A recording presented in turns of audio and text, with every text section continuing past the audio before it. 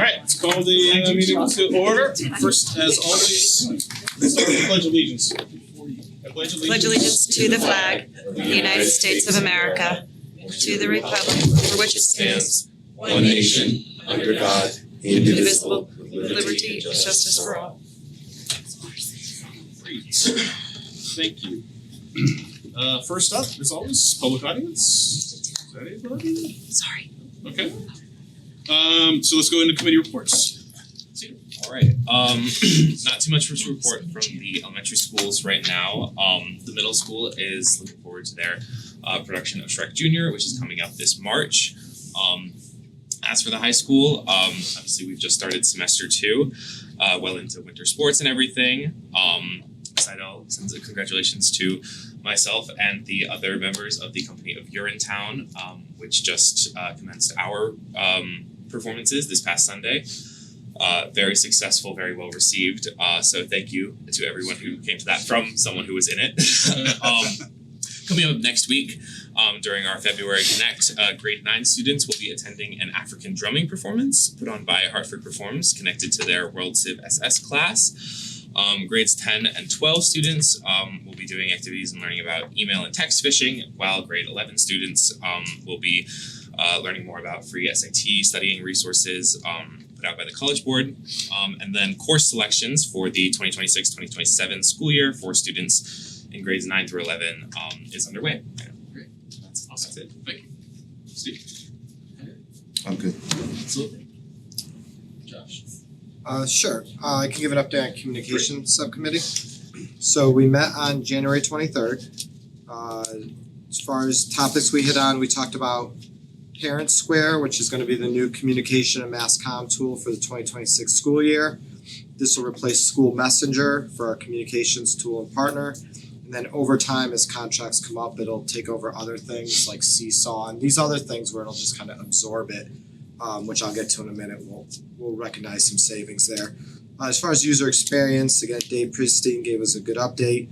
Just one tool, create a class sign up, replaces email, sign up, Genius Venmo. So perfect state when you get there, right? Instead of someone saying, hey, there's this class event and you gotta have a sign up Genius for this and then Venmo me for this and then notification through this and an email. It's just one thing, right? It's one messenger, mass comm, and it'll have all the information. So pretty cool, pretty innovative. And then from the sender perspective, it makes it easier for central office, right, to send out mass communications. You can work with smaller groups like teams, clubs, things like that. So all good things. And then as far as the savings potentially goes there, because of the contract, and it's going to also handle the website, which we'll talk about in a minute, because you're consolidated under one vendor, approximately $20,000 a year would be recognized in savings, which is pretty cool. Year one, David was saying we probably wouldn't recognize all that because there's the training and getting people on board. But so it sounds like it's innovative, cost savings, and new technology. So hopefully a win all around. We'll know more as we get closer. On that same topic, they're also taking over Smart Sites, who's under Parent Square, will take over for the website. This replaces Final Site. This vendor's more focused on K through 12 as opposed to like a corporate focus with our current one. Easier navigation, content management. The subcommittee talked about a real focus on the search functionality, so that's going to be a focus as they're going through testing and navigation on ease of use. There'll be a parent perspective in the working group along with teachers and staff, so we'll get that. Go live target date is for June 29th. That way it's in place for the start of the school year. So again, that could be a little fluid, but that's where we're at. The site layout's currently under evaluation, getting feedback from committee members and things of that nature. What we did there was we did say, and Tara had brought it up, right, that from a BOE perspective, it's important that that's visible, easy to find, kind of under its own tab. So David would take that into consideration. So that's where we're at with Parent Square as far as the website and mass comm tool goes. And then just to hit briefly, and then I'll open it up if any comments or questions from anybody else that was there. The communicator is going to be going out with the winter edition in late February. It'll be the first of 2 editions, as we're doing every year, winter and the spring. It's going to cover a range of topics: schools, teachers, students, our rankings, sports, a lot of good stuff there. And then we will meet back for the communication committee in April, May. We'll talk about the spring communicator. the last two Vision of the Graduate videos. There's some cool stuff David's doing there, working with students. And we talked a little bit about budget communications going out, which we'll probably talk about budget tonight. But so we hit on those topics. I'll keep it there for now. I don't know if there's any questions or anybody else have any comments. The first, I just missed the name of it, the first one you're gonna have it all in one place, will PTOs be able to utilize that as well, or is that more just the district? It's the district, the school secretary might send a link to the PTO website in their communication, but our PTOs don't use our communication system directly. Nothing for me. Josh did an excellent job. Very good communicating. Thank you, Tara. As Good head of the follow-up. communications Appreciate committee, it. we appreciate that. Just as a reminder to families, we do have an early release day this coming Friday, February 13th. Cedar's very excited about that. I saw the little double fist bump over there. Just for your planning purposes, so we can engage in some additional professional development. I'm all set. Katie? Just wanted to say thanks for everybody for all the work on Saturday. It was 3 hours talking budget in the middle of February is a little rough, but that was a great conversation, and obviously we are here to continue that tonight. So just with that said, let me turn it over to Mr. Superintendent. I would just, you were very modest, the show was unbelievable. It really was. I know Sue had a chance to go as well. Amazing talent. It's one of those times you sit there as a superintendent and you just go, wow. Lucky to be involved with this. I mean, the sound, the choreography, everything was just really top notch, and it was funny too. It was really You were very funny. And Eva, our other board rep, was a star in the show as well. So really, really cool to see. Really cool to see. Great. All right. With that, first on the agenda is the approval of the January 13th minutes. So moved. Great. Is there a second? Second. Any discussion? All those in favor? Aye. Any opposed? Great. Thank you. Just one item for tonight on personnel. It is a request for a guaranteed leave of absence for next year. Missy Champagne is a highly energetic fourth grade teacher at Tooten Hills School. And she is in a situation like many of us with aging parent. So she's gonna take next year to be primary caregiver for her mom. With us holding the job for 1 year, so we would hire an interim teacher for 1 year and grant Missy this leave. Great. We need a motion. There's a motion there for somebody to read. Move that the Board of Education approve the leave of absence for Missy Champagne effective August 24, 2026 through June 30, 2027 with a guaranteed position upon her return. For a second. Any discussion? Very nice of her to do, and we will miss her. All those in favor? Aye. Any Aye. opposed? Great, thank you. Next up are a few gifts. Sue? Yes, that's me. So in alignment with board policy, anytime you have a gift in excess of $1,500, that requires the board approval. And both of these gifts tonight from different donors have the same recipient, and that is our first robotics team called SimCity.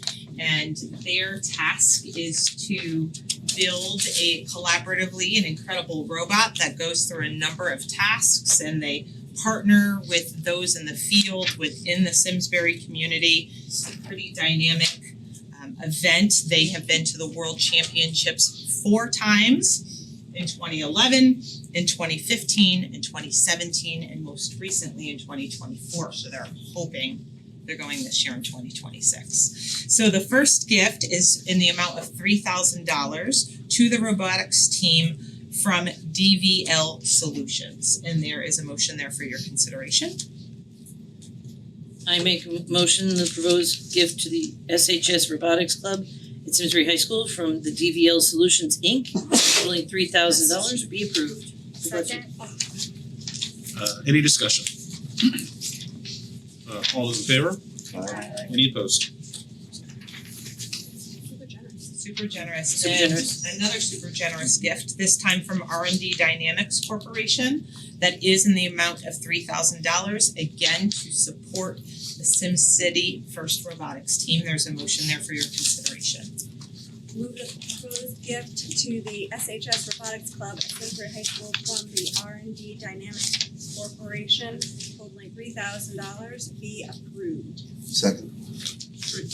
Any discussion? Are these from parents or families, or do they just find our group, these two companies? So sometimes there is a conduit of a parent who might be involved and they bring it to their corporation for sponsorship. And then sometimes they just hear through the competitions or through word of mouth. Nice. All those in favor? Aye. Any opposed? Just anything, that's very generous donations on both parts. Very We nice, greatly and appreciate they'll it. be well used. Absolutely. I'll keep you updated on the I was gonna say, when progress. is the robot due or? It's usually in the spring, Spring. usually April, May, they'll have their big competition, but I'll give you updates along the way, I'll let you know. Very exciting. All right. CIP. Yes. So we're gonna have the board vote on the first year of the capital plan, the projects that sit in first year. These have been presented to the board at a prior meeting. So in the exhibit, Neil is going to kind of go over, do a brief overview of the three projects that we have year one, and we can answer any questions that you do have. But by our timeline, we need to approve that and move that on to the Board of Selectmen.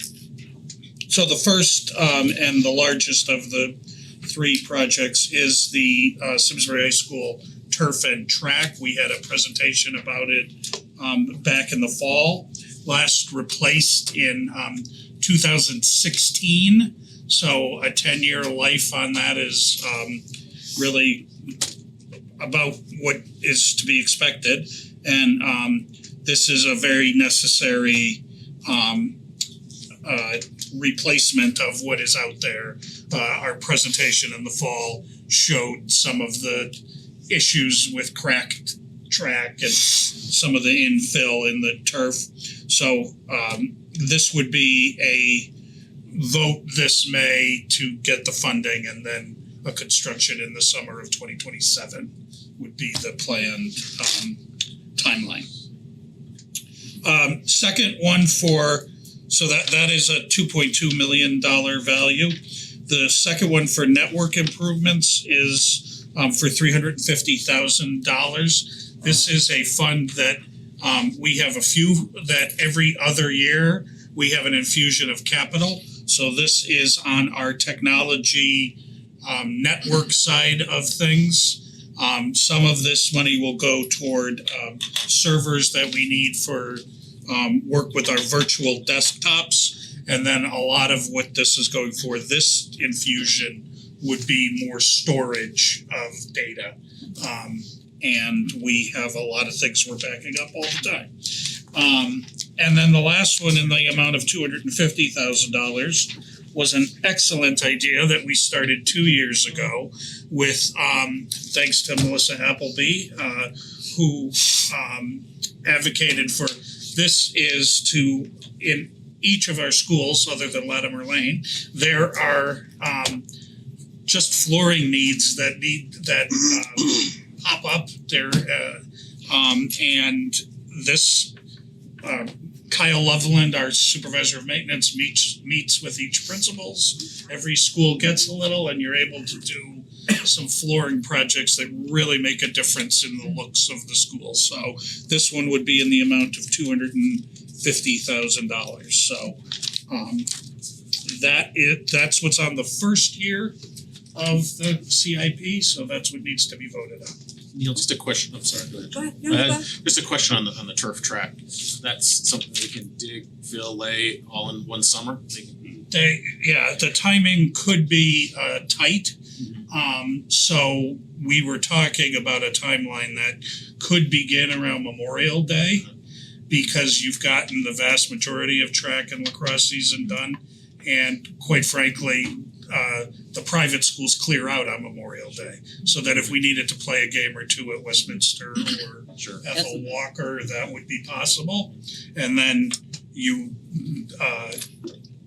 should be able to get it in by Labor Day to make sure that you can have your home football games. So it's about a 3.5 month window.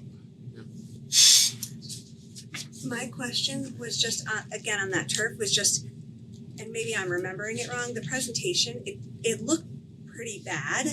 And really what we're saying is it's going to last 11 plus years because we're not gonna do this till summer of 27. And so there's no way to do that sooner, or it's not necessary because it isn't just the high school that uses that. I mean, it is the whole community that uses that. And so, just curious. I mean, certainly I think we gotta pay attention. There's a method of grooming the turf that, Band-Aid it. yeah, we certainly, moved some of the pellets around. And certainly we're gonna need to do that and kind of get that process right for the next year. I think you remind me, that's the turf, right? But the track is The track's not even gonna be older, right? I mean, Yes, They're the track patches. is much That's- older. The that's track like- was yeah.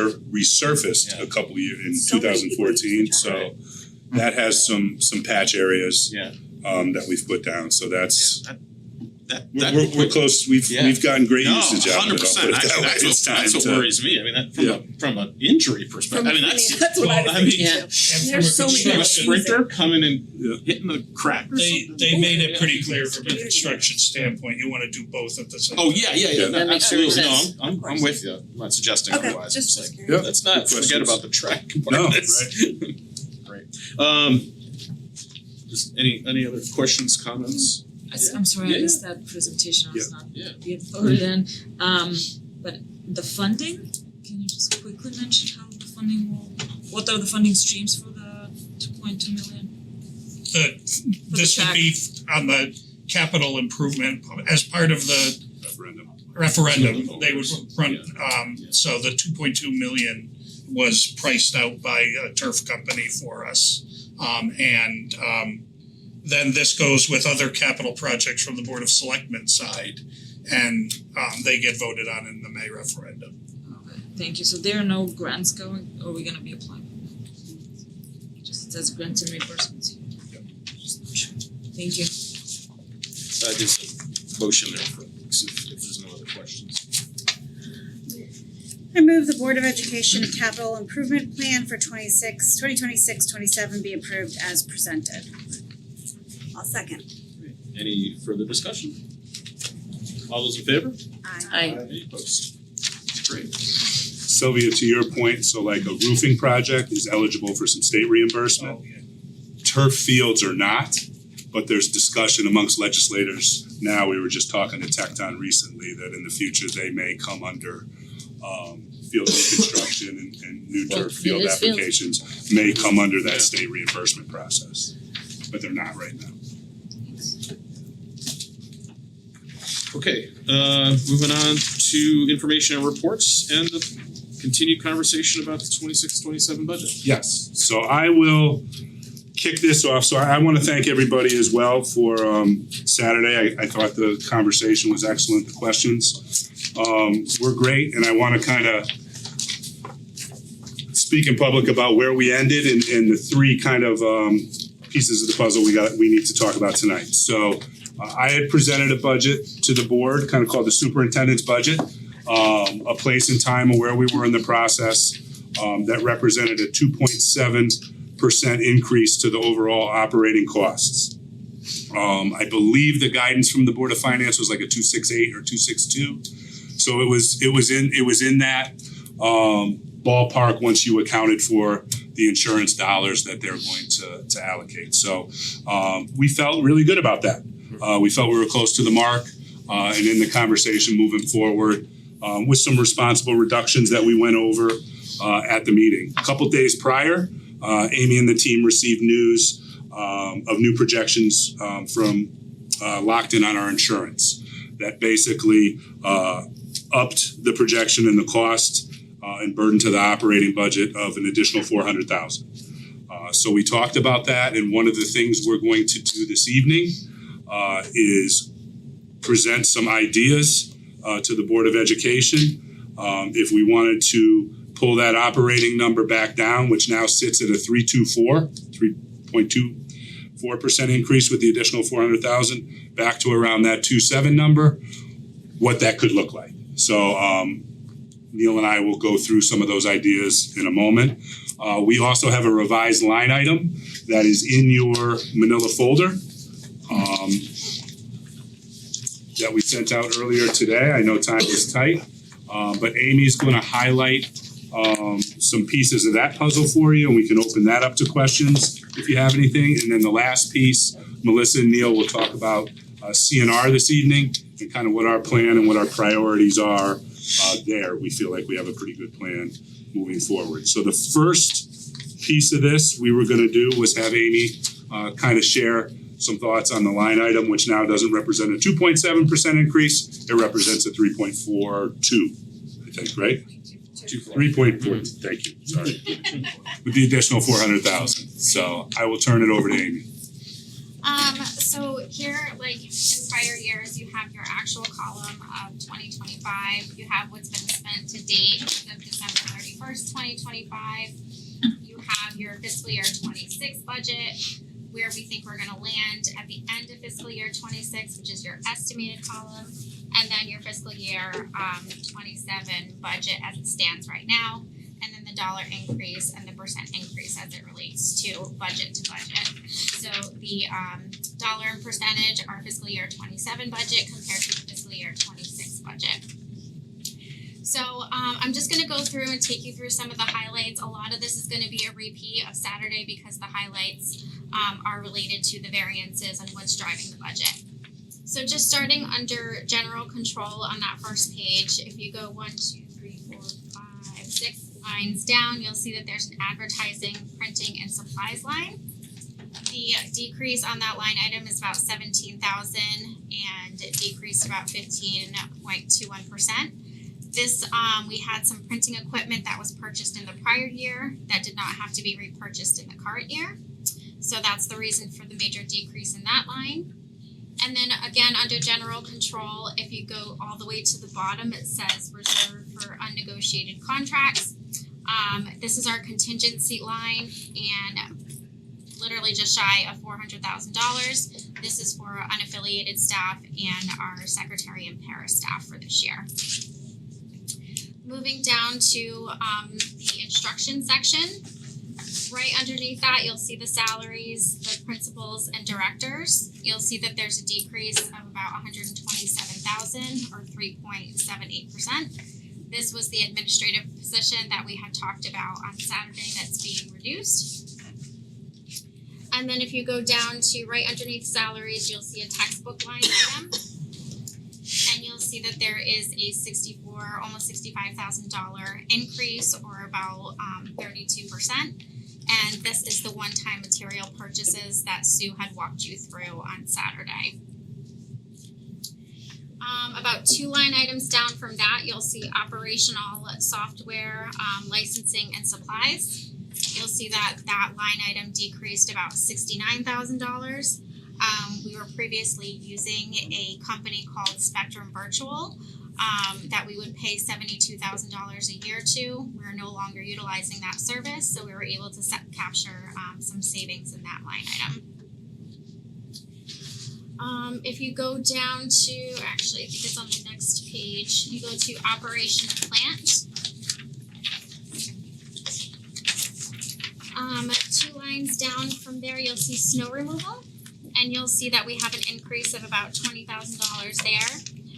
This contract did go out to bid this year, and our contract is pretty much in line with prior years. You can see that the fiscal year 25 actual was about $120,000. So with the new contract, anticipating a year similar to fiscal year 25 at this point in time, we're anticipating an increase of about $20,000 to be in line with where we previously landed.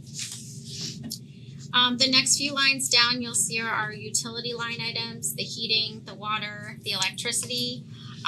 There's in and outs on those, so we were basically just truing up those line items. So a decrease in one, say the heating line item, but then an increase in say the electricity line item. And then right under that, you'll see the custodial supplies for an increase of 18,000 due to inflationary costs and the anticipated tariffs. But your overall operation of plant is actually going down about $13,000. If you move on to the insurance and pension category, which is at the bottom of that page, beginning of the next page. 2 lines down, you'll see retirement pension plans. You'll see that there's an increase of about $345,000 or an 18.32% increase. This is the OPEB concept that I took you through. We're gonna start using our OPEB trust fund. We will no longer have the Board of Education share of the retired premiums. So since we're adding OPEB this year, it's about a $300,000 increase to the budget. And if you want me to take you through OPEB again, I'm happy to do that. 2 lines down from that, we have the employee insurance line item. So this is new compared to what you saw on Saturday. This is with the 14.8% premium increase built into that line item. Again, it's not the full 14.8%, it's 14.8% less the $800,000 that the Board of Finance is letting us use from the health insurance fund. And then the last thing I had for major change is if you go down to the equipment replacement, category 1200, onto the third line item down. I believe Sue took you through this on Saturday, that $250,000 credit, if you will, is usage of the Chromebook insurance fund to offset some of our technology equipment in the current year and provide some relief to the budget. That's all I have for major highlights, but if you have any other questions on any other line items, I'm happy to take those. I did. Could you just go back, and I'm sorry, I just didn't really understand the reserve for unnegotiated contracts? Sure. Like why there wasn't any in 24-25? So there actually was a balance in 24-25. When those contracts are unnegotiated, they're captured in this contingency line item. And then after they have been negotiated and finalized, we take that money and we move it out into the appropriate budget line item. So whatever full-time line item those individuals are sitting in. So then it goes to 0, and then we do the same thing for the upcoming year. So unaffiliateds and secretaries and paras are not negotiated yet, but during the year you'll see that will move out of those line items into the salary line items. Okay. And then my other question was about the operational software licensing, and maybe this was for you, Sue. Like she said they got rid of Spectrum service. What was that, and is it replaced with anything else? Actually, Neil can speak to Yeah, Spectrum a it's- little bit.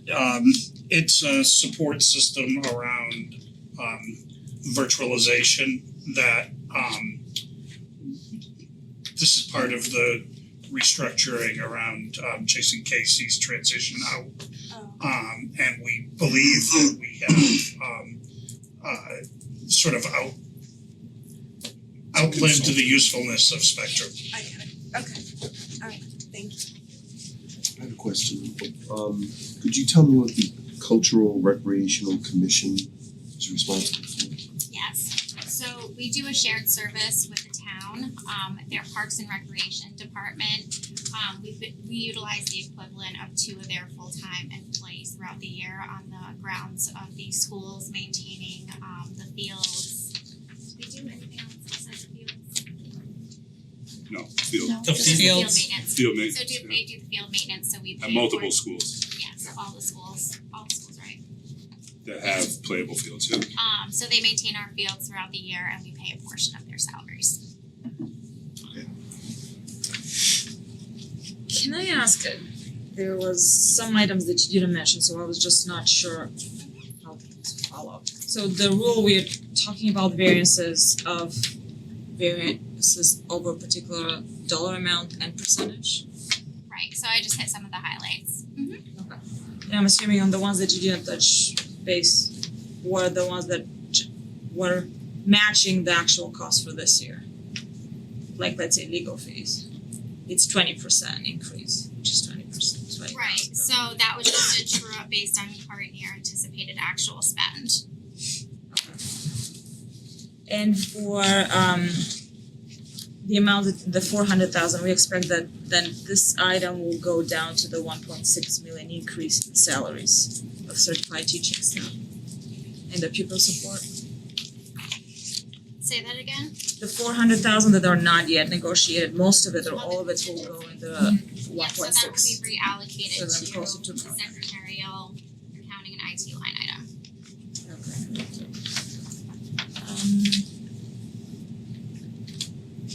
The CNO chargeback and the 250,000 for the Chromebooks. I mean, these are $300,000 we're gonna get this year. But how much do we have there, and can we rely on funds like that to, do we have like a schedule for when equipment will be coming, for renewal? Can we rely on funds like that again coming in, or are we looking really next year to actually have to pay for those $250,000? Yeah, so the Chromebook fund is very healthy right now, that's only a portion of the cost. So if we do create a clip this year utilizing those funds, then we will be able to feather in utilizing that fund over the next couple of years so that we don't have a major hit to the operating budget. And those funds do replenish every year. But to your point, Sylvia, they do have and we could share the detail, like a pretty significant schedule of grade levels, how they rotate it, and number of Chromebooks over time that they're gonna buy on an annual basis. What is the grade that we start supplying Chromebooks for? We start in second grade and we have iPads K1. Wow. So Start second grade now? they're not necessarily taking them home in second grade, but we have them for Classroom sets. students to be able to access in their classroom as classroom sets. Do they usually take them home in the older grades? In the older grades, absolutely, especially when you hit fifth grade, sixth grade, seventh and eighth, they might have assignments to do, they might have something in their Google Classroom that they use the Chromebook to access. And it also allows us to continue with our filtering process. So we know that there's safety and security around their Chromebook use, and we can monitor that with our own devices. Can I ask another question? We talked about the special ed, the new building, new path. I know it's not ready yet, but what point in time we will have a budget, because you're saying it's gonna be a separate budget, right? And how really costs then will be separated, because some of the cost is here right now, and you're saying it's gonna be a separate budget, and any income potential revenue, right, will be not coming in here. So how does? So we can bring that back at, do you have it? Okay, we can actually share that now, we can go through it. Oh, look at her, totally prepared. Shall we see? Ready to go. I I love it. Of course. And exciting, did I share that we did close on the building? We're moving furniture in this week, and we hope to be teaching some classes in there next week, so. While those are getting passed out, Amy, is the tuition, is that special ed too? That 1,400, is that the increase in tuition other than public school, is that special ed related? Where are you seeing that? 1,400 group, page Outgoing 3. transfer. Oh, category 1,400, Yeah. sorry. Yes, that does it, yes. And that though, Josh, is net excess cost dollars. So we budget net excess cost. Yeah. The overall, when like Katie presented her stuff on Saturday, the actual number was closer to 5. Right, That's the reimbursement. got it, thank you, sorry.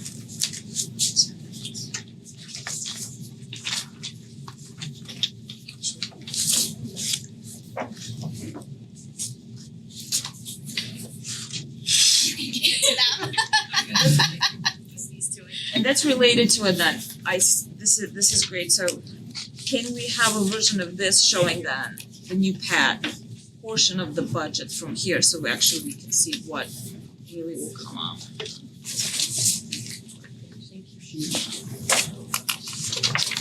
The line items.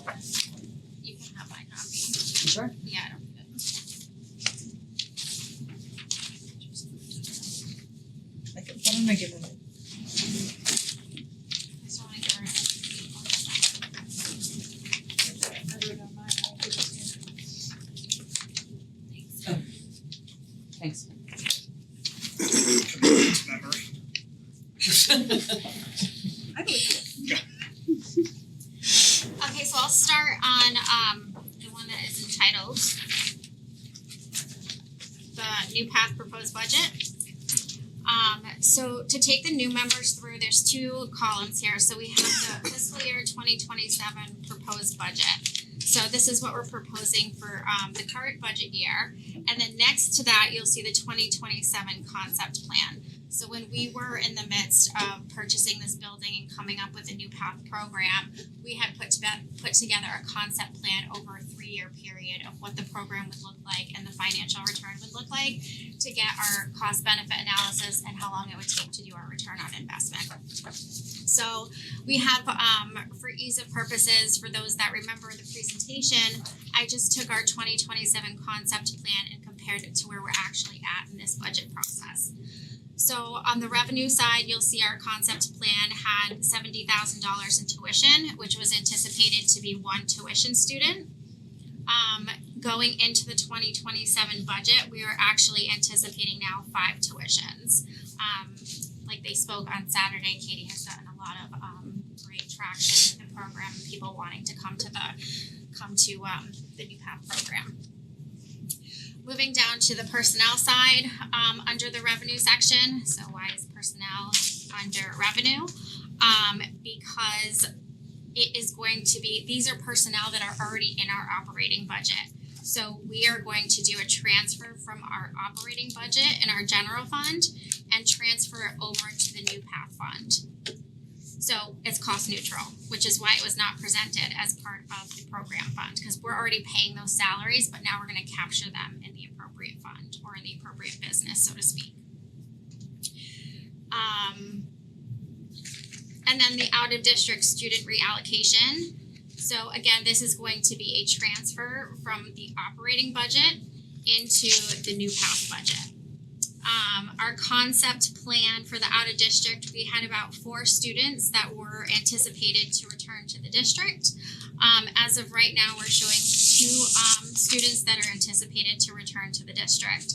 Those numbers are going to increase as we allow middle school and elementary students to come back into the district. But for right now, we have our high school students, which are going to be the 2 students returning to the district, and then we're offsetting the other 2 with increased number of tuitions. Moving down to the personnel line item, the concept plan, we had anticipated $417,000 in new staffing. So this one's a little bit tricky because we didn't show the contribution from the general fund into the new path program during the concept plan. So that $723,000 is expensing all of our staff related to the program itself.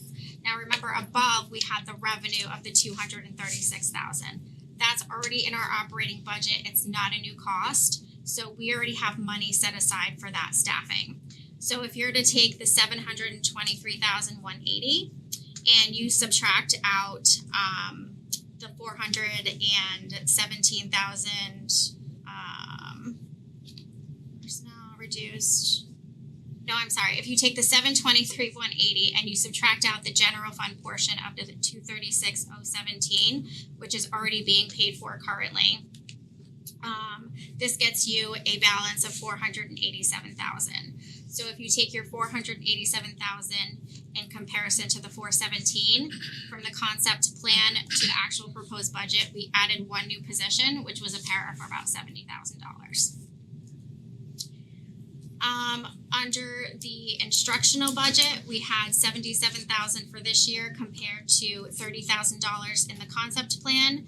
The instructional budget at 77,000 includes equipment purchases and is also for additional students that with the tuitioned in students. And then as you can see, the maintenance is pretty much right in line with what we had anticipated for the concept plan. All the way at the bottom, you just take your revenues minus your expenditures, and the program is showing a surplus of about $7,800 for fiscal year 2027. Any questions on that before I move on? Yes, can I ask a question? It's just that I understand somehow the logic, but it's hard for me because I'm looking at this as a standalone program. And the real revenue there is $400,000. The actual cost to run that program is $1 million and something. Right now it looks like we're making $8,000, which is not the case because our town is paying for that staff. So I would rather see a realistic picture of how the program is running instead of showing something that it's running in a positive, which is not at this time. So it is, because even if we didn't have that program, those staffing would be part of the general fund and they would be paying for that anyways. So to do that, we would then have to take, I mean, I just wanna follow the train of thought. We'd have to take the 200 whatever out of where we reported and operating and into somewhere else, right? I mean, the people are there. Right. I mean, the program runs now at Simsbury High School in the modular units. Staffed by a program director, psychology, I mean, you have staff there that were moving forward, so there's some new staff, but to your point, it's been in the budget for a couple years. Okay, so and the students we're serving currently, gonna continue serving, or this is excess staffing that we're just moving? Just not sure. So it's a combination. So the New Path program is a combination of tuitioned in students that are coming in, and then there are also students that we have out of district that we're then bringing in district to create some cost containment in our operating budget. The program is not meant to create a profit. It's to create cost containment within our operating budget because we were seeing increases in tuitions and transportation of anywhere from like 10 to 18% over the last couple of years. Okay. And I would say the early shift from concept to year one and moving in is the volume of interest that Katie Crisula is seeing from outside districts, which will actually allow us to get straight revenue. Right. I would still then show the cost is a cost and it needs to go in the expenditures. Even if on the top you wanna put shared costs, like we are funding this to be, it's not like a grant, but it is funding from the town, cost sharing. But really the expenses are expenses, so I wouldn't consider them as, our cost is a cost. Right, so the expenses of the program are $886. It's just where the revenue is coming from to pay for those costs. $400 is coming from tuition, and about $400 is coming from our operating budget into the business of New Path. Okay. So like the town will continue paying for this even though we're not allowed to have then a cost revenue share, or we're gonna ask for a prorated share. If we have a shared cost, we should have also a shared revenue split with the town, because you said with anything that it's. The town. Well, you were saying that this is gonna be a separate budget and we're not allowed to actually, the operating budget cannot have any revenue coming back to it, right? Well, I see what you're saying. But we have a cost share, but we don't have a revenue share. I'm following you. This is a program fund where we will control those revenues. They won't go directly to the town. It's not like rent on a building or a tuition. Don't you say we're not allowed to get? No, it'll go back into the program. The program fund, we can do that with the program funding. We have this program and we have I misunderstood you, we have Farmington Valley Transition Academy as well. That we manage those revenues and expenditures in a consolidated way. Okay. Yep. That's why I wanted to make sure we presented it properly. No, As long as it's I confused you when I to us. talked about where, when we talked about the educational, the ECS fund that comes from the state that goes directly to the town. Yeah. So Amy, any surplus we question. have goes right back into the program, right? Amy, one question. I'm assuming it was to align with personnel potentially, but can you just talk a little bit about the we were planning to maybe bring within our own town, keep 2 in town, move to New Path. That's not on track, if you will. And in replace, we're bringing in 4 more from out of town, right? We were anticipated to have 4 from Right. in-town come back, it turned into 2, so we're able to take additional tuition students. Right, and was it just, were we anticipating having middle school staff in place, or was it something, because you mentioned when middle school opens up or something to that Yeah, effect? so I don't know if you remember, I'm sure you do, it's very detailed, like yesterday, the concept plan was over 3 years. Yeah. And the first year was having the high school students, typically that should have been this year, but since we were running behind, it's going to be next year. And the following year, we'll add the middle school and the elementary school in the next phase. So overall, it makes sense, and I'm glad we're supplementing as well as we can.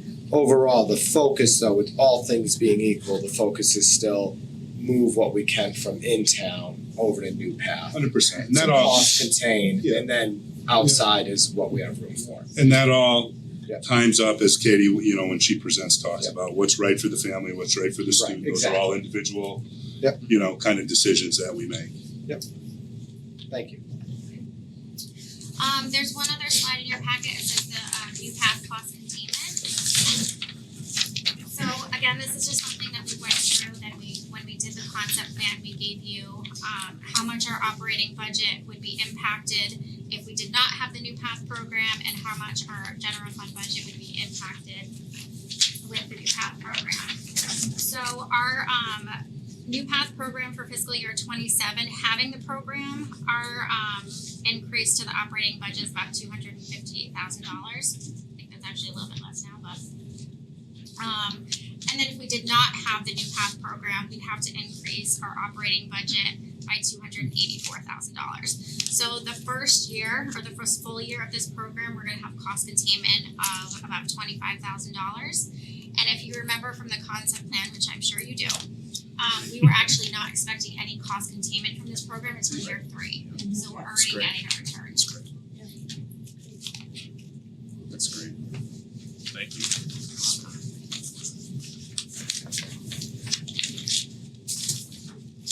All right.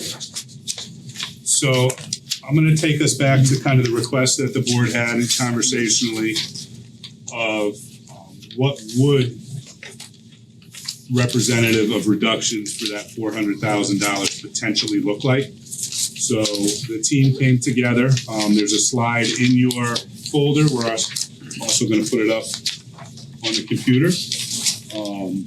I'm gonna work through it and we can certainly answer any questions. I wanna go back to the one point I made when I had my major driver slide out for the original budget presentation. That, you know, we talk about being a people business, and that when you look at our expenditures, we're 80% benefits and staff. After kind of the shifts we've made to line items, the reductions we've made throughout, when we looked at our major drivers, we're at like 97% are in that area, right? So no surprise that when we come back to look at additional reductions, it's going to for the most part, impact people in one way or the other. We tried to minimize that to the extent we can. None of these are perfect suggestions by any means. They all have some impact, but we try to do what we can to minimize the negative impact moving forward. So the first, and these are not in like rank order. I want to speak through that. We can do that as we get closer to decision time. But one thing we put on the list was to utilize a grant called the SEED grant, which is a special education grant for new initiatives. Melissa talked about the fact that we hadn't allocated anything there. Also, you know, kind of warned us against taking those funds immediately because it reduces flexibility down the road in a volatile area such as special ed. So that's where there's no true win with this.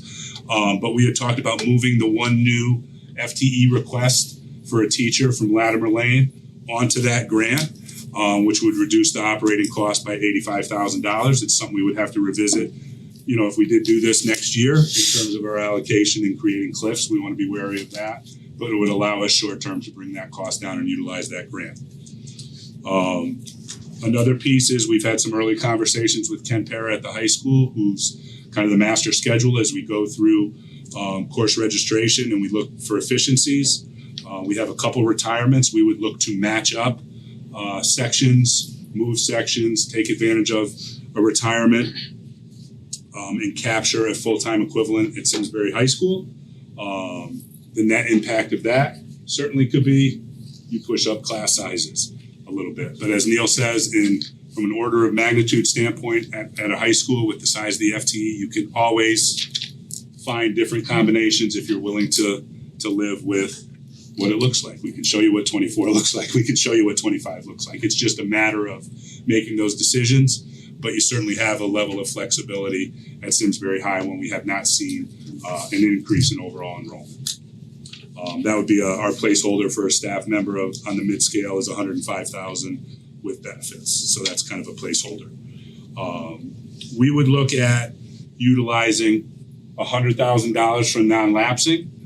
After what we had talked about, we still had over $500,000 unallocated and non-lapsing to respond to emergencies throughout the year. We felt we could take $100,000 for one-time equipment purchases, lower operating there. Equipment is one area that we zero-based budget every year. So it's not a cliff in the sense of, hey, we have a baseline that we spend in equipment every year. We always kind of look at that, reprioritize, and go from the ground up there. So that doesn't impact people, but again, you need to be wary of creating cliffs throughout when we're using insurance money and we're using Chromebook money in different places. The last piece on the list is we always, on an annual basis, as the board knows, we monitor enrollment throughout the summer. We look at all the sections. You get teachers that retire, you get teachers that move to other districts. There are a couple sections of grade levels. There's one at Latimer, there's one at Tooten right now, where if we went from 4 to 3, we would still be within the class size guideline. If we made that move on the roll up of those grades today, they would be at the higher end, but they'd be within the guideline. That was a suggestion that we put forward as well. We've done a great job keeping our sections within the guideline and now even within the lower end of the guideline, which I think is supported certainly by staff and parents as well. So we do get feedback when not only when we go over a guideline, but when it's almost like a new norm, right? You're towards the upper level and 24 isn't what 24 used to be. But in terms of our policies and guidelines as a district, we would monitor that and we would commit to taking one. Or if there were move in and move outs from another school, we could look at that as well. But those were 2 examples we put forward. So you take those 4 different kind of concepts and ideas. It's about $395,000 of reductions we could take off the operating budget that would make up for that $400,000 increase in insurance. We did say, although we have a very healthy internal service fund with the insurance right now, we already planned to utilize $800,000. We didn't feel comfortable at this point dipping deeper into that and creating a future cliff. You know, Josh, you talked about that, the gamble that might not be worth it, right? That can always be monitored and adjusted upon later. But again, imperfect ideas, but this is where we would go as an administration if we had to make a decision now to lower that number, if that was the wish of the board. All right, so I leave that open to questions, reactions, comments, concerns, questions? any of the above. Can I ask, before we even talk about it, when you get the guidance from, and I'm sorry, I'm just not sure how exactly all of it works, but when you get the guidance from the Board of Finance, right? What does that mean, that goals? That when you get that goal, does it mean that this will their goal is to keep the mill rate steady? If you go over, what happens? How does it affect the overall budget? It's just that.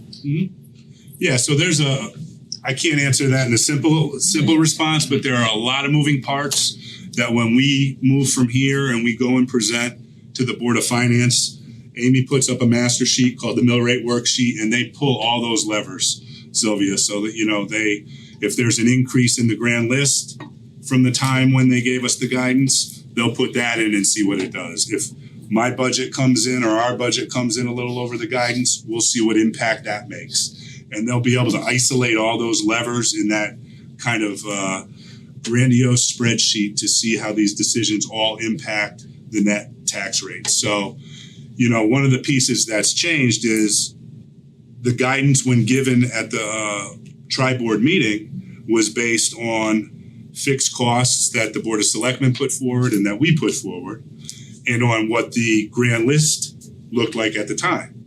So while our insurance information changed, their grand list information has changed. It's gotten better. So we'll have to see how all that kind of plays out. Because there's just a lot of moving parts. You know, if everything stayed status quo and we came in above what that guidance was, it would basically mean that, hey, they weren't able to meet that target that they wanted to on whatever tax increase they felt comfortable moving forward to the public. And then they would make a decision on, they have authority to say, hey, Board of Ed, Board of Selectmen, you need to go back and cut. That's their final call. They don't have line item authority over us. They have line item authority over the Board of Selectmen. So based on where that end equation looks like and that goal setting has gone, those decisions kind of get made at that meeting. Yes, just when you were looking at this, just wanna, there's impact of those dollars, those conversations, so I just wanna make sure we keep in mind Sure. what the trickle effect is. Now our budget is what percentage of the town's budget? 70, is it 75? Operating 75. The big piece of the pie. Amy, have you, the master budget plan that Matt just mentioned, what is the difference meaningful in that ultimate result between 3.24 and 2.79? 400,000 is considerable. It's so about $3 million is 1 mil. So if you break that out quickly, yeah. So would you say? 1/7. Yeah. So it's about 0.1. So 0.1 increase to the mill rate. Okay. Can I ask on the first one then, the special ed, the seeds money? Yeah. If we take it now, we're looking at 85. I'm just wondering what is the alternative, right? If we don't, how much are we losing? Let's say it's actually granted you can have $200,000 or $300,000. Well, the reality is we're still looking at within $100,000. So we might as well take it now since we are in need to fill that. So it's just good to know what's really. Yeah, so that's a grant that this year was the first year we got it, right? And it was a little bit more than this. So, you know, special education being a line item in an area that isn't as steady in terms of predictability and how to respond to expenditures and others. That grant this year allowed us to respond to various needs that came up to kind of stay within our overall budget, so to speak. So that $85,000 ideally in a perfect year could be held to the side. If we got an additional outplacement, it could be utilized towards that. If we needed additional consult fees, a myriad of things we could use those dollars for in terms of a little bit of a cushion on a grant. All things being equal, if we weren't feeling financial pressure to say, hey, you have to lower the number where you are. It's a fixed grant, it's use it or lose it. I'm sorry. We have to use it within the time frame, the grant. Yes, yep. Which is this fiscal year. Right. Just to follow up, what does 0.1 mean as a mill rate increase in actual dollars? I can tell you, please hold. Taking out the master sheet. I can give you a fun fact on that seed grant while we're waiting. It's similar to the excess cost reimbursement in that this program's not fully funded yet, so it was a new program effective this year. The program in total statewide, 191 million was needed to fully fund it, but only 30 million was appropriated. So we're getting about 15% of the amount that we by formula should be getting. So if that 85 should really look more like 550,000. So it's just interesting, if the legislature fully funded it, we'd be getting quite a bit more. That's good to know, thank you. And on the next one, can I It's a very fun fact. Yes. Yes. So I would just ask for your comment on the staffing decrease, right? On the first one, right, the Simsbury High School, considering we're steady, we feel comfortable we can do that. So anytime you look at, so pick a department at Simsbury High School, I'll pick math. There are 80 sections probably, 16 teachers all teaching 5 sections of math. Ken Para, the assistant principal, and I are gonna sit down. Cedar talked about the course signups. They're coming in right now. Like in 2 weeks, we'll be sitting down and saying, all right, how many sections of algebra are there gonna be? How many sections? And one of the ways that you can always say, well, show me one fewer. And that's a process played out across a large school. Some classes will go up a little, and that's the consequence of cutting a position like that. And one that we typically try to do when capturing a retirement. Like you sort of right-size a department. If I could just piggyback on what, but I think what I'm also hearing you say is, and I like the way you just said that, they'll go up a little. I don't think Correct. in anything that you've said that any potential increase would be at a DEFCON, what is it, 5-1? I can't remember which is, Yeah. put you into danger zone, let's You just say. certainly, you look for classes that are at the bottom half of the range, and you say, we're gonna run one less of those. We're gonna run one less US history, we're gonna run one less English 10. You know, that's, and you can discipline yourself across the, now, what you create is, you know, you don't wanna create a lot of part-time teachers. Sure, yeah. But it's manageable and you're not concerned that, and you said you have a retirement coming, so this will not jeopardize anything. I just wanna make sure how comfortable we are with each one of those, what actually is at stake before we say. I'll know the exact answer about 2 or 3 weeks from now. Like, truly show you the answer. But the kids sign up for what courses they wanna take, and I think it's due. It's due now. So they're compiling, I know what they're doing, they're chasing down the kids who didn't meet the Exactly what they're doing. And I usually get the numbers from Mr. Para on President's Day weekend. Okay, but that's And fine. I take out my pencil, it's a little ritual, I have a very good time with it. And on the other one in Latimer and Tooten Hill, so in those, if we increase those class sizes, and do we have enough support us in those classrooms otherwise? I mean, not a teacher, maybe assistant or something else. So that one, quite frankly, is the change in class sizes from grade 2 to grade 3. So in grade 2, class size, the guidance of your Board of Education is up to 22 students. In grade 3, it goes up to 25 students. So you get a number, like, I'll tell you what at Latimer Lane right now, it's 71. In second grade, that means 4 second grades. In third grade, that could mean 3. And you've just saved a teacher. Now, what's the consequence? What's the impact? You have third grade classes that have 24 students in them. So that's a very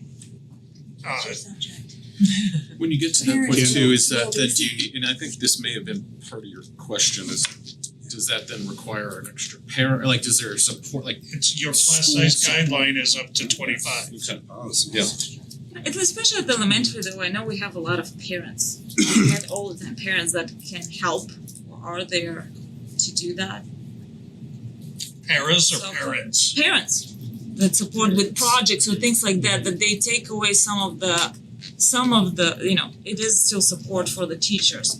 Cutting materials, doing things, I know there were parents all the time there. I think parents help. We have a very involved parent Nice. community, but if you could tell a teacher, hey, you're taking a teacher away from that grade level, the parents are gonna help you out. Yeah. That's not gonna Not sell to with the teach, teacher. no, that's not what I'm. Just in terms of what sells in this community, that one doesn't sell. Yes. Not to the teaching level, but yes. I'm just wondering what support we can have in order to do that. So how will this be perceived in Latimer Lane and Tooting Hill? Probably not well. Yeah. But again, it's not a situation, I can honestly say, having done a lot of budgets, like we came in at that 2.7 with reductions. Came in an area we felt pretty good about in terms of even the reductions we've made. We've researched, we could probably answer the questions a little more straight on what the impacts would be and everything else. This isn't a scenario we had hoped to be in. So, I mean, I can tell you and Neil can tell you with the questions, yeah, we can do this. We've lived like this before. But if I was making up a wish list, this wouldn't be on it, right? I mean, it's taken a sidestep a little bit. It's not creative or innovative. I feel like we've already gone after those things with recreating positions, eliminating an FTE. But if we have to do this, we have to do this. And that's why I wanted to put it before the board, because the Board of Finance has every right to say, hey, what would it look like? And I'd rather have this opportunity to have the discussion with you than have it for the first time with a different board. So, all great questions, some of them not just easy to answer and say, hey, it'll be okay. Because the other thing that happens is, yeah, those are within the class size guideline now, and we can stand on the policy, and we can say that works. And then 3 kids move in over the summer, and now a decision you made when it worked doesn't feel great now. And we spend time trying to explain variances across schools and enrollment and everything else when it wouldn't really have been a desired outcome. Oh, no, I think Amy has the number. Just circling back to that, Jess. So adding the 400,000, based on the initial Board of Finance guidance, the tax increase would be 1.94%. Adding in the 400,000, it goes to 2.33%, and it's a $40 increase to a household. $40 to a household. Okay. Any? Yes, on No, the go Latimer ahead. and Tooting Hill then. Can there be a shared staff that supports some days or I don't know, to have some support? I think most of those Somehow, most of those classes, based on how they're constructed, probably have some supports in them. So I wouldn't wanna recommend that, hey, we're gonna reduce a section that's within the guideline and we're gonna set the precedent of now adding a new resource back in. I would struggle with the management of that across the school district a little bit, to be honest with you. It also doesn't really get you the savings you need. Right. Just looking at. I'm thankful that you guys pulled this together since Saturday. Yeah. You know, I mean, it's nice to have something to look at, something to at least noodle on as we keep working on the budget. Thank you. Do you? Go ahead. Yeah. And then I was just curious, like, could we, since we don't have to decide anything today, correct? And so could we at least wait until the high school stuff comes back and maybe do 2 maybe at the high school versus the I feel like the elementary is a harder place to make that call now because lots of people move during the summer. And so, like, wait till we get that data and then maybe revisit this? I think that time's up. Well, we have to vote. The only weekend's a week before your board meeting. So that's in 2 weeks. Yeah. Does that work? Cause we have to vote Yeah, in a couple 2 things. weeks. Yeah, we have to. I mean, I'll have an initial look at it. Yeah, So and we could send other scenarios. Yeah. Neil, just, am I doing the math right? So at Ladder or Tooten, under the 2nd to 3rd grade, we'd go from the 4 sections of like 18 kids, roughly 17, 18, to 3 sections of 24 kids. 23, 4. So that, I mean, that's significant in 3rd grade, a significant jump. Of all the grades, as we've talked about before, that's That's the place to do it. the place to do it, but that's the place you get questions as well. Yeah, for sure, cause you're going, it's a big jump. Yes, Yeah. of course. Yeah. And $40 to each household is the impact of the 400. Okay. Yeah, just the 400, right? Yeah. And these aren't in any particular order, No, so that's the other thing. So when we sit down and talk about them again, that we would Prioritize. create a prioritized order for prioritized you, list. so that if there were, That's really helpful. When would we come back to this? we would come back to that at the next meeting prior to the vote. We could come back and we could organize some of the information that Neil has. We could come with different scenarios. There's been times where we'll have a cut list that say I'm gonna make up a number, $600,000. This is the priority, these are the impact, and then the board decides not to go any lower than the third one on the list. You know what I mean? And we move that forward, so. I actually want to keep pushing us right now, to be honest with you, because doing all this work and coming back in 2 weeks is, I feel like we're going to be rushing to make a decision at that time. The way I look at this is, right, the first one and the third one, right, the first one's a grant, absolutely, let's use that. The one time, the non-lapsing, absolutely, let's use that. It's the other two, right? And if Neil is suggesting that let's say take the high school one, that's not going to effectively address schools' class sizes, and we're gonna be okay. I feel let's push that forward. And actually, quite frankly, I think we could do the same with the elementary one. I guess where I'm going with this is I also think of, we see this chart all the time, and we all have to live with this in what our neighbors are asking us. You have declining enrollment, and we have not really addressed, if we can easily, or with minimal impact, minimal hurt, reduced by 2 FTEs, I would highly encourage this board to move forward in that direction. I don't know, I'm not sure I agree with you that it's a minimal Push. hurt. Especially on the Latimer Lane, Toon Hills, you're talking about a huge increase of 18 to 23 kids in a third grade class where, I mean, I don't remember who just said it, but 23 isn't 23 anymore. You've got a lot of extra adults in the rooms already for the supports for students with special needs, and that to me seems significant. So I'm not sure. I'm certainly not comfortable at this point saying, let's go full steam ahead on that one. And the high school, I mean, if we can capture and there's no real significant impact, that's a different story. But the Latimer Lane one just didn't sit right with me. Am I right, Amy, that if we go from 400,000 to 200,000, is the impact $40 to $20? Yeah, okay.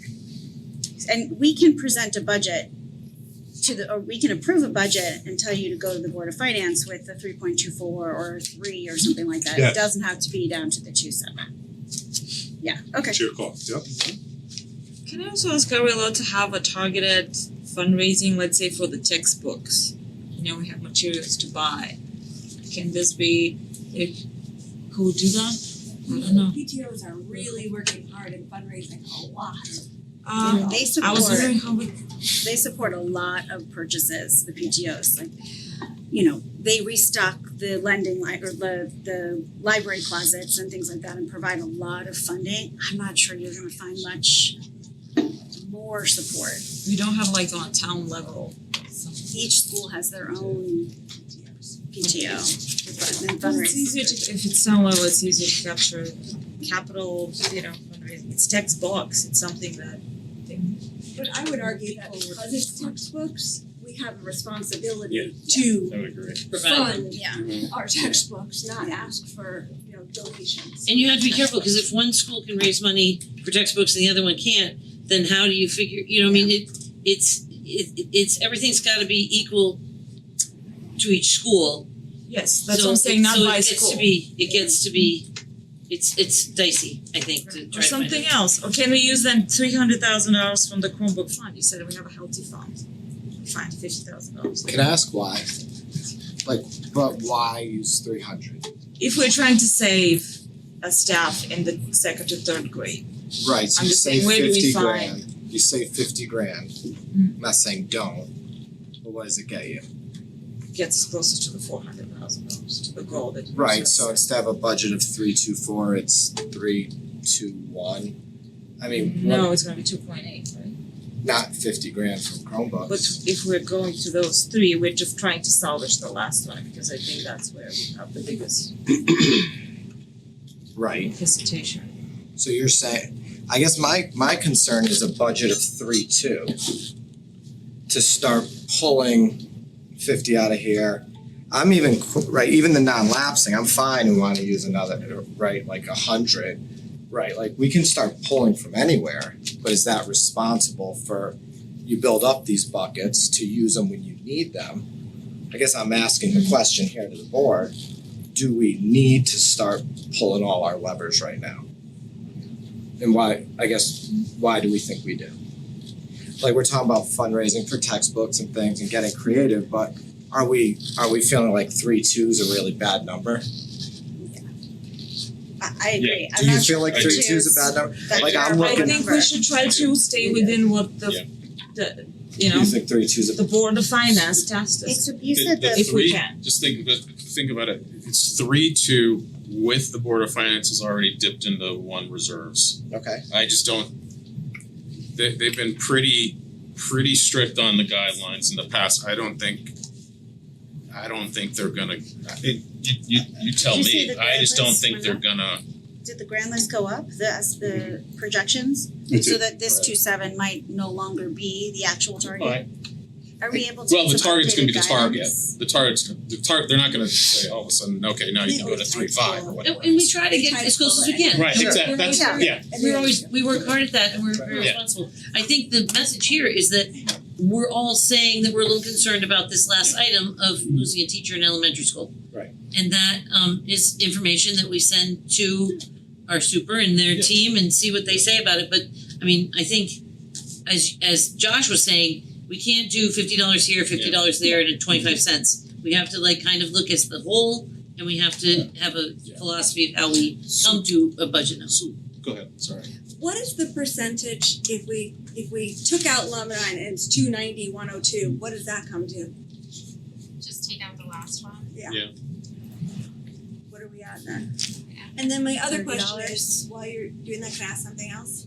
Is I still go back to, I am personally, not speaking for the board, I personally am more comfortable with having a 30 or 31 or 32 size class in the high school than I am having a larger elementary. And so could we consider taking 2 at the high school instead of the elementary? I mean, we can look at that when we get the When Neil numbers. gets his numbers. So, if I could, let me. Well, that, I think what Steve was- had. what was the Oh, sorry. percentage? Sorry, I'm sorry. No, what is the, Percentage Instead of Oh. instead of 3.24? I think it's like 2.8 and change. Oh, No, if we're we're gonna starting find at out. 2, Amy I knows. No, I think it's 2.9. Yeah. So 3.2. Amy's here, she's the wizard. Excel is 272. Letting help is my favorite thing, sorry. So No, that can't be right. That can't be We started right. at Should I take out 279. the 85, the 105, and the 100? He's a No. No, just take out the 105, 102. so we would reduce everything except the last 105. 290, 293. 293? That was pretty good, Neil. I mean, 2.93 is a good number in my opinion. Steve, Without, hold on, Steve wants to jump in here. I just I've been thinking a lot about this and speaking as a teacher who has 24 students. And last year I had 18. And the year before that I had 23. I've had 27. And it's not ideal. I would never want to have 27 again. 24, okay, you know, it's that's not ideal, but What so grade do you teach? I didn't know. 5th grade. Okay. And we, you know, we've had sections, we've had teachers in the building for 1 year and then they're riffed because, you know, we have to go down a section. And we're presented with this $400,000 shortfall. And we're still within the guidelines of class sizes. So while it's not ideal, I think a class size of 24 in 3rd grade is doable. I think it's not ideal, but it's not like we're going over any kind of recommendations or anything like that. I think that it's, I don't really see that big of a problem. I don't really have that big of a problem. Very unique perspective on this, That's a so good perspective. I appreciate it, yeah. I guess to me, it just depends on what the makeup of those kids, special education versus True. traditional, whether that 24 is really the same as a. True, and I have a lot, and they push in, they go out, and I've got kids going out all the time, and it can get a little crazy, but the point is that teachers understand that. I mean, you know, we're there, and you don't know what you're going to get next year. We always go down the hall sometime in May when we're doing our orders. So, you know, what are our class sizes next year? Sometimes they'll say, well, we're thinking around 19, and then a week later they'll come down and they'll say, actually, you're going up to about 23 or 24 because we're cutting a section. And it's just, that's just the way it is, and you just you deal with it. Okay, well, we have to go back and redo some of our orders and tell the I'm more concerned not only just about the teacher part, but also about the parents and the town responsibility and what the town, you know, hopes to have. But aren't you meeting, you're in the town? I mean, if dictated it's really is guidelines, 24 so aren't and you nobody meeting? else moves in, I think there are so many variables there that Totally. I don't see how we could say yes or no today, to be honest. Right, But- right, but Right. Yeah, but that's how we staff Right, everything. totally. That's how we staff Yeah. everything. And if we had 30 people move in, we'd figure it out. Oh yeah, absolutely. I mean, like, Absolutely. You I'm not guys have saying never let us down. No, we'd it's be back unlimited, to but that. what I'm saying is that it goes up, it goes down, and that's just sort of the normal flow of class size. I'm just saying, I've seen, you know, very small, very large, and everything in between. And probably over my 33 years, I would say my average class size was 22 or 23 kids. And those are big kids, those are fifth graders. So, And fifth And with- graders is probably different than third graders, or are you saying they're the same? there's a lot of differences. I mean, you know, there's music lessons going out, and there's, you know, they're going out for interrail where they're leaving the school at the end of the day. And we do have a lot. I've probably got the most special ed kids in the building, and I've got people coming in, sitting with them. I've got kids going out. I don't know the last time I've had all of my kids in the same room at the same time, because it's just that's just the flow of things in the building. But what I'm saying is that I think this is very responsible. I think it's very responsible to look at this and say, we're presented with some totally unforeseen, terrible circumstance of $400,000 shortfall, and these recommendations. It's not ideal. Nobody wants to do this, but I think that it's remaining within our purview and our responsibility. I agree with Steve. Thank you. So, how do you want us to proceed? Do you need guidance from? I think you kind of heard the guidance. I mean, we seem to all be good with the top three. It's really the last one. Yeah, Is that good enough for tonight? I think that's good enough for tonight. I think we'll have time, and we would look at things anyhow, and if we come up with an idea we feel has less impact, we're gonna bring that back to you. And we can have more discussion at the next board meeting. At the end of the day, we need to make a couple motions based on a number to move forward to the Board of Finance, and we know that conversation can change, you know, to what you had said. There's new factors there. And you know, I will say that we've always figured it out. You know, these aren't boards that are really out attacking each other. We're out to try to establish the goal, and we said we would try to do that this year. And let's see with a little more time what we can come up with, and we'll have more discussion. Amy, just wanna make sure I heard you correctly. So if this number instead of 395 is 295 or 290, it's 2.9%? That's what we're presenting them with? So To be the 2.9 So budget. it's just reducing the 105, 102. right, so instead of 395,000 we're cutting, it's 290,000. So and that's 2.9%. But we didn't vote on that, so we haven't gotten to that point yet. No, I just wanna understand That what the would be number one is scenario. if we took that one out. Yeah. It might be best just to present those two, say, you know, if Different we did this, we're at 2.9, if we did this, yeah, now we're down within our limits, but understand, we are letting go an elementary school teacher? And can the Board of Finance, is that okay, or are we okay at 2.93? So is that our call to make, to not put it on them, or do we make that? Do we present Yeah, them we with do that a two? lot. Yeah, you do With- that. Say that again, Josh. I think we wanna present one. One, yes, I think it's, yeah. No, I we think have it's, to present one. Yeah. right, I think it's our call to make. Yeah. So to your point, and again, you have the No, but best perspective but you- on it, and I guess I would say 293, 279, right? Big difference. Pretty close. Yeah. To have, to look at the class, the structure, the culture, the parent, everything over at 2 Inner Latimer. 18, 23, 24, there's a difference there. That's a real difference. That's a difference to our kids, our students, our families. 293, 279, I'm not saying it's not a difference. They feel pretty close to not impact. And I'd be okay with that, I'm just saying if they held our feet to the fire, it would, And what that's. I think what you're getting at is the messaging too, and that comes out in a myriad of ways. That comes out in The presentation. and even in the public hearing when I That's what I presented, meant. that you kind of walk through how that was baked in. How did we in get some here? of those, right? Yeah. Yeah, I mean, So it'll be out there. It'll Yeah. The other thing I'd say, Jeff and the board, right, like, again, guidance, I appreciate, I respect it. Like, I'm just looking at past budgets, right, 4.4, 3.5, 2.7, 2.8, 2.9, right, like, I get it, right, but I mean, this budget that Matt presented to us before the 400 didn't have any fluff, frills, great, wonderful, exciting things in it. It was very modest. And then, yeah, the 400 did come up, we assessed it, we evaluated, say, hey, we feel better if we're under 3, right? Like, I feel like, as you're saying, meet in the middle, like, I feel like the 293's a fair, honest meet in the middle. Something happened, we addressed it, we're not really, at least in my opinion, comfortable with this other step.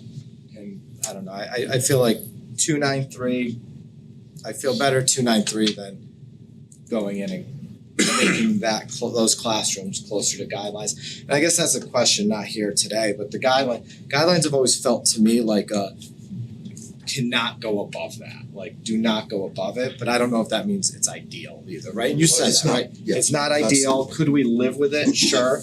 But do we want to be living with it or having something that's a little more reasonable and better education for those kids? I agree with Josh. Just And the hard stop 2.9. right there. Yeah. One other thing too, and I And I was gonna say, he's gonna in play real it again and again and again. But just in real dollars, if the 2.7 to 2.9 is a $10 hit, am I right, to families? Lost track, hold on. I think you said it was $40 if we just went ahead with the 400,000 in the budget. Yes, So yes, it was. 100 out of that would be a $10 hit. So a Yeah. $10 hit to families per year to keep this staff member in real dollars is what we're talking about. Okay. No, it's hard when you're actually talking about money actually directly the burden to families. I would hope that if we go and propose a budget, end up proposing $100,000 over, that somehow within the town we will be able to be managed with something else. So there's no end burden to the families, but the grant list or whatever the case may be, that it somehow worked out. I That would really be don't wanna think ideal. about No. increase, Yeah, as no, causing an And increase. that very well ideal, could be, but that I very just well want could to be, know what these and numbers we'll run would through be. that exercise, yeah. Yeah. So let's Move to CNR. forward. Yeah, but I think just to close the loop on this, so I think what you're gonna do, I think what we just had a little sidebar on is you're gonna come back in 2 weeks with the two, like, well, I guess it would be 293 versus 279. Yeah. And then we can Some talk new about it some information more if we have and any vote on new it. suggestions and we'll talk through them. Yep, Great Sounds like feedback. a plan. no, great, thank Thanks, you. everybody. Okay. Alright. CNR? CNR. Okay. Is that you, Melissa? Sure. Alright. Feels a little anticlimactic now, but we had originally had the CNR in your workshop materials starting on page 13, if you have that still with you from Saturday. Just a quick recap on CNR, it's capital non-recurring. This is our smaller capital equipment items, things that are typically greater than 10,000, but less than $250,000 and up is Workshop materials page. typically items that go into the capital improvement plan. So as returning members know, we have about $550,000 built into the operating budget annually for the CNR needs. So the list you see in your workshop materials was really the list that was developed by Kyle Loveland, our supervisor of maintenance, along with the building managers for the needs identified for fiscal year 27. The items that actually have costs associated with them are the items that we sort of went through and prioritized what we could accommodate with that 550. Returning members, I think it's worth noting, you'll probably recall the last couple of years, we've made the case of increasing this line item. The needs still exist beyond 550,000, but there's a couple of differences I think this year that were to the positive. One, we were able to accommodate one of the bus replacements in the operating budget. And the second is a new program called the DRIP program, which is for items just like this. It's District Repair and Improvement Program. So we're anticipating receiving starting this year about $170,000 to put towards needs such as this. So two really positive things, but I just thought it was worth noting that we still have needs in excess of $550,000. So we can go through any of the items. Doesn't look like very exciting things, but They make a big difference. They're very important. Yeah, the only question is for the group, I guess, is there's not much there for squadron, and we all know why, and I don't wanna get into that part. My question though is, are we worried about that at all? Is there anything that needs to be addressed at squadron that we keep putting off? So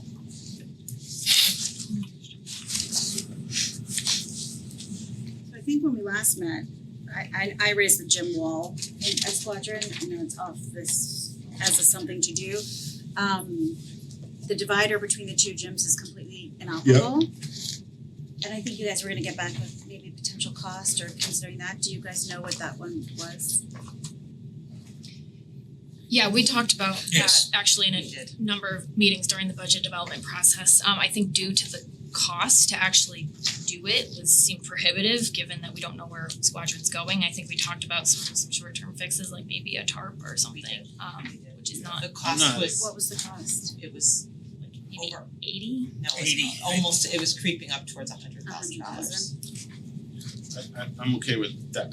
I'm thinking we're like really No, we're stuffs that we- mechanically we're okay Okay, there alright, right now. yeah, And that's certainly a topic post budget we're gonna come back to with Tecton and really put Yes. forward our plan and our next steps. Okay, I think good, we're okay. great, Yep. thank you.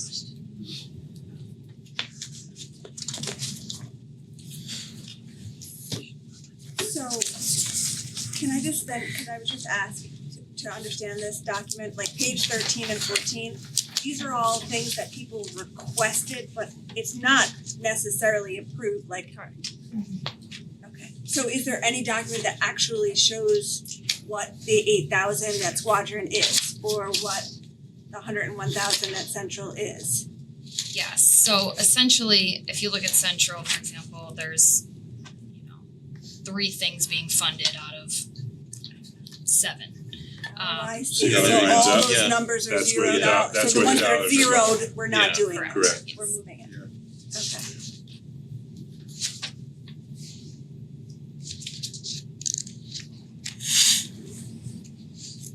How does something get on this list that we're not doing? Can you remind me, like, How things get on the list. Melissa and Kyle meet with usually the building principal and the head custodian about like what are the long-term needs of your building? We have, they'll talk about the conditions of bathrooms and fence work around this, so things just over time that a principal and head custodian have said that's gotta get some attention paid to it, end up on this list. And they're items that are between 5 and Typically 10 and between 10 and 250. 10 and 200. What's helped significantly too, Josh, is when we pulled flooring into Capital. capital, and painting as well. Painting is actually in CNR. Painting. Oh, it's in Yeah, but CNR. flooring in particular is huge. Flooring, right? Rolling So that into a all the capital flooring budget. used to come out of this line item as well. But now we have it separate. Yes, so it's given us a little more flexibility to get more done. I think the thing is, there's nothing on here, right, that's just like it would be nice to have, right? Like This is everything on here is a need. And again, I'll say we have a list of needs that have been vetted by people that run those buildings, are in those buildings every day with those kids, with that staff. And these have been viewed as things that are needed, not just wanted, needed. And we'll get to maybe half of them, and then they'll get the rest of it kicked out, right? There's things on here that you would think seems like, right, you would wanna have if they're saying we need something. And we're like, you don't really need it right now. You probably need it, but so I'm saying when we talk about being responsible and trying to be within guide and do all these things, and then I look at things, again, I picture like the expectation, I think our parents, our students, our staff, our town has for what our schools are and what they do and what they look like. You know, it's not always easy to look at these lists and say like, no, can't do that, can't do that, can't do that, can't do that. There's just as many can't do that as there are we can do that, right? So we're like 50-50 here for things that people don't want, people need, and we're coming in at about 50%, like giving them what they need to make that school. Again, this isn't like a wish list dream, perfect, Taj Mahal. This is just a washer and dryer, and we're like, try and run it another year and see where we get, right? So I always want to point that out as the big picture when we're talking budgets and different things. CNR is a topic that comes up, right? It's again, it goes back to things I'll keep repeating myself, right?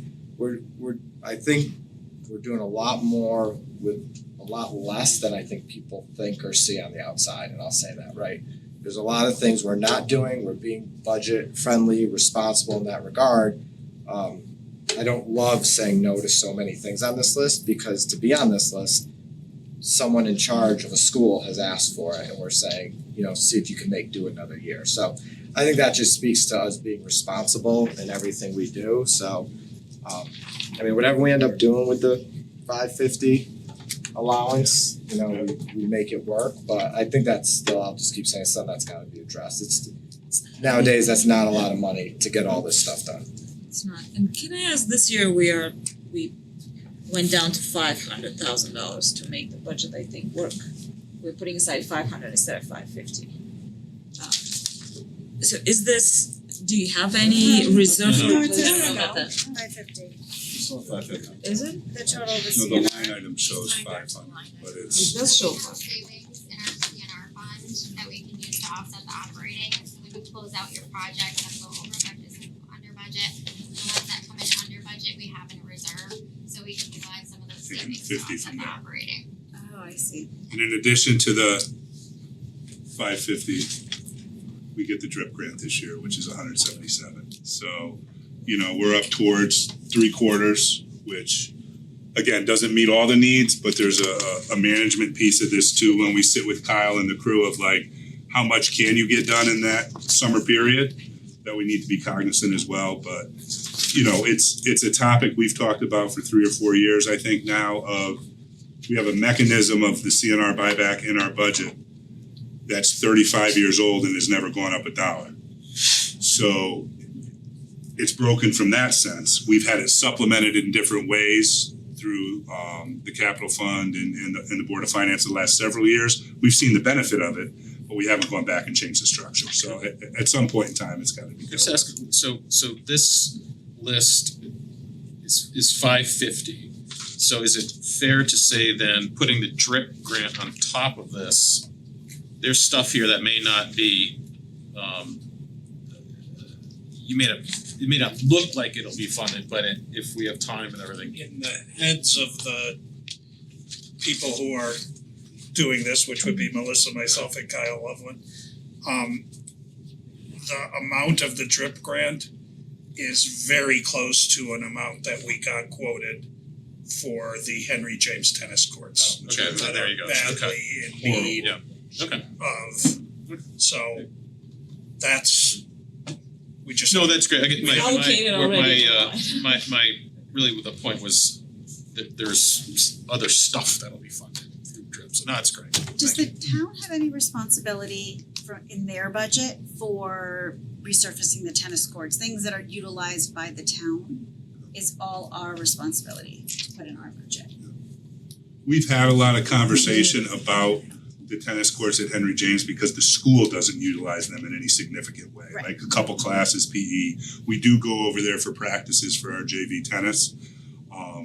There is a large community usage with pickleball, but this isn't a long-term redo like when we did the high school courts. So this will buy us probably 5 years.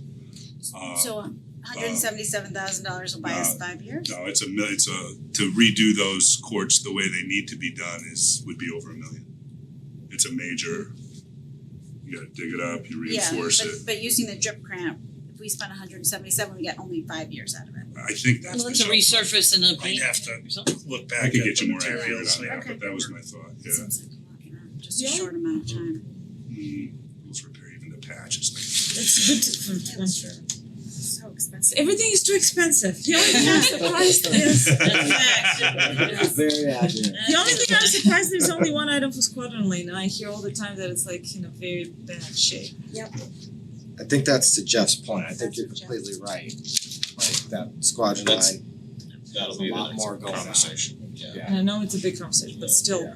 do they have things that still need to be patched for to carry them the We next did some year? bathroom work there recently. Oh, bunch of That stuff. was long It's a good overdue. call. And they'll do some flooring, they'll get it, but, until the town knows where on a CIP plan Squadron Line is going, you don't wanna put a lot of money into something that Yep. may be up for a major renovation.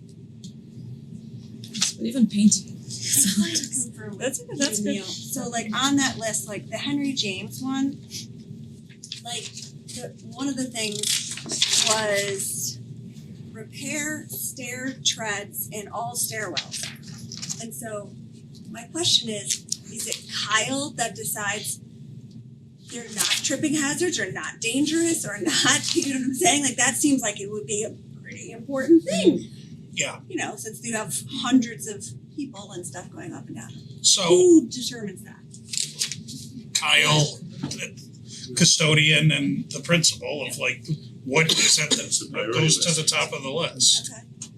I And think that one in particular, if it was made a priority for the CIP project, I think Kyle would make that determination with the principal and custodian in terms of what they're gonna allocate from that flooring project for the CIP, if they want their Henry James allocation to go to that, I think that's a potential for that I'm funding. assuming there's a whole facilities committee that looks at these things. That's how you ended up with this, and we just pretty much.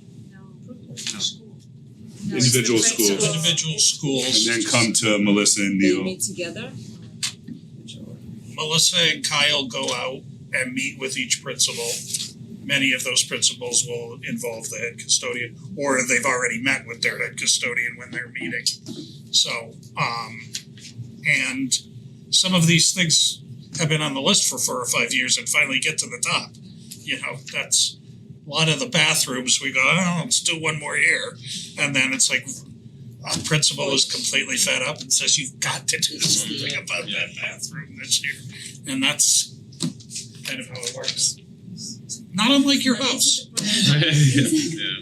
Right, partial with all these schools. Good, can we go to the quarterly budget? Sure. Analysis. Okay, so you have your quarterly report as of December 31st.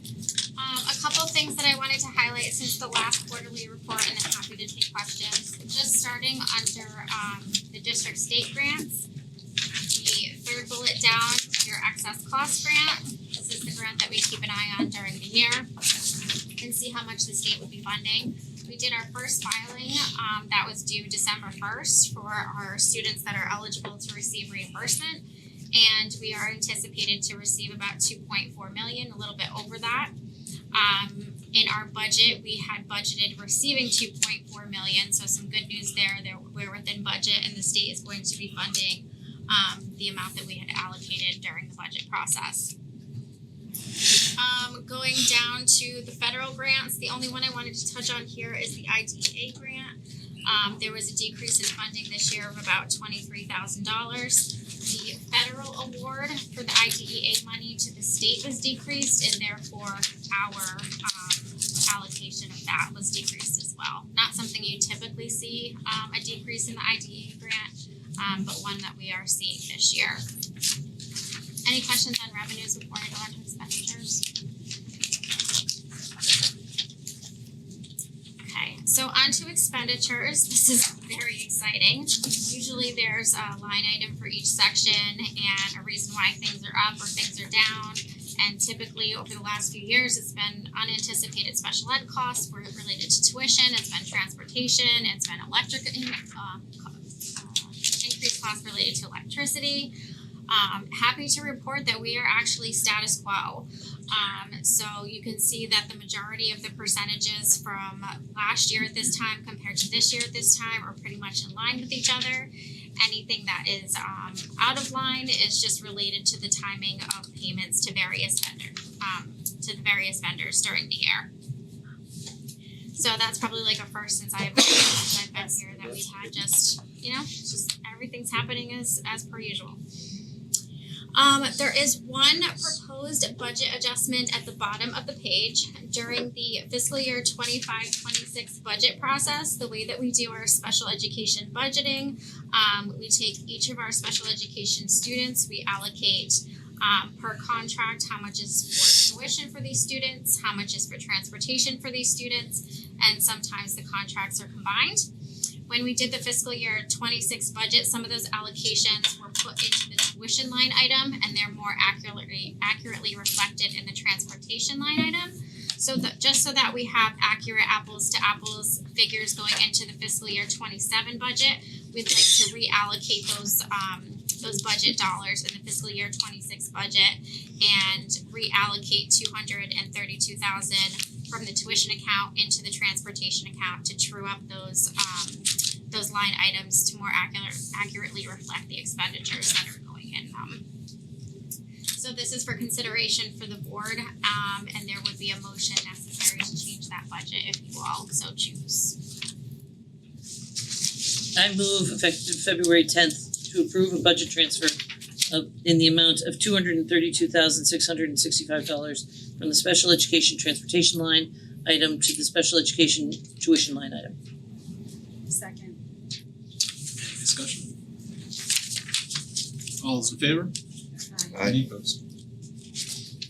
Since this is just a question really, this is a procedural one, since this is a transfer, does this go to the Board of Finance? No. Okay. You guys approve your own transfers. You guys approve your own budget transfers. Thank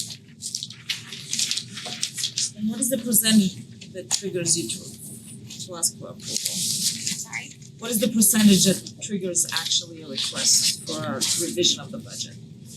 By a line item, what is the percentage? It could be by line item. Typically we don't do the transfers and move out the line items. We do that at the end of the year. But there's no specific trigger. We just wanted to show that this was a more accurate reflection going into the budget season. But if there is something that's major that's going to skew the budget, we would ask for a transfer. Alright, so we come to our favorite part of the meeting. Can I ask the public question? Public? Because Sure. when do you think the selectmen will be voting on their budget? We have we have our next Board of Selectmen meeting where the budget will be presented. We've got a lot going on the 18th. We have our budget workshop on the 28th. And then we will have a Board of Selectmen meeting on the 9th where we will adopt the budget. And then they'll be presented to the Board of Finance. That is our timeline. And in there we also have charter. You've what? Charter. Oh yeah. Charter public hearings.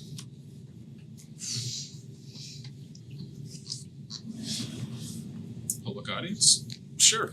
Diana Gibson, 78 County Road. I just wanted to let everyone here know, Since it's a half a day on Friday, the Youth Service Advisory Board Commission and Social Services and Library are doing a intergenerational pizza and movie at the library at 1:00, and they are showing the K-pop Demon Hunters. So please let appropriate schools know. Intergenerational pizza and movie at the library 1:00. In addition, the library will be holding a teen photo contest in March. Perfect. So again, please pass along to said libraries. And then again, we have charter public hearings coming up. Please review the charter, add public comment to the charter. We do post every month the activities at the public library for students and such, and then when the weekly listservs go out from the schools, they include a link to the community bulletin board, which is where it's posted on our website. But if there's anything that, I know we have high school and other school representatives, but if there's anything that the board would like to see or that you're hearing topics of concern for programming that the Youth Service Advisory Board and Social Services can do at the middle school or the high school or even elementary school, or during school breaks, they're trying to capture some students on half days, especially when the weather gets nice. They tend to, I know they can't go down to the band shell, but what can be done for students on those half days? They're always looking for ideas for programming. I know they've got some programming ideas coming up, or some programs coming up on healthy relationships, and they're doing it for middle schoolers. They may also do it for high schoolers, and I think that's a really important program for them to be doing. So if there's other topics that come up, you can either send it to Rachel Levelin at Social Services or send them to me because I'm the Board of Selectmen liaison to the Youth Services Advisory Board as well, and I will pass it along. That's great. Thank you. I'm putting these Appreciate it. together. And with that, our next meeting is the 24th. Appreciate everybody's discussion. These are not fun conversations, but I appreciate everybody taking them seriously and contributing. Tara. I'll make a motion to adjourn. Thank you. Second. All right, all those in favor? Aye. Not even a conversation, not even a discussion. For over 40 years, SCM has been the voice of our town, bringing us together through local programming, education, and live broadcasts. SEM isn't just about television. It's about empowering our community, ensuring our voices are heard during government meetings, and celebrating milestones like our high school graduations. But today, SEM faces a challenge. Our funding structure is based on television subscriptions, and it's no secret people have been cutting the cord. With a shift to internet-only subscriptions, SEM receives less revenue, even though all our programming is freely available online. We need your support. We need your support. We need your support. We need your support. We need your support. Your donation can make a difference. It will ensure that SCM remains open, continues to educate our youth, and keeps our community informed. Thanks to SCM, I've been honing my creative skills, helping me work towards my college degree. SCM is crucial for keeping our community connected. SCM isn't just here to broadcast local events. They're actually preserving Simsbury's history. Join us in preserving Simsbury's voice. Simsbury's voice. Together we can ensure that SCM continues to thrive for generations to come. Visit our website or scan the QR code on your screen to make your donation. Every contribution counts. Thank you for supporting Simsbury Community Media, where your town, your schools, and your government come together.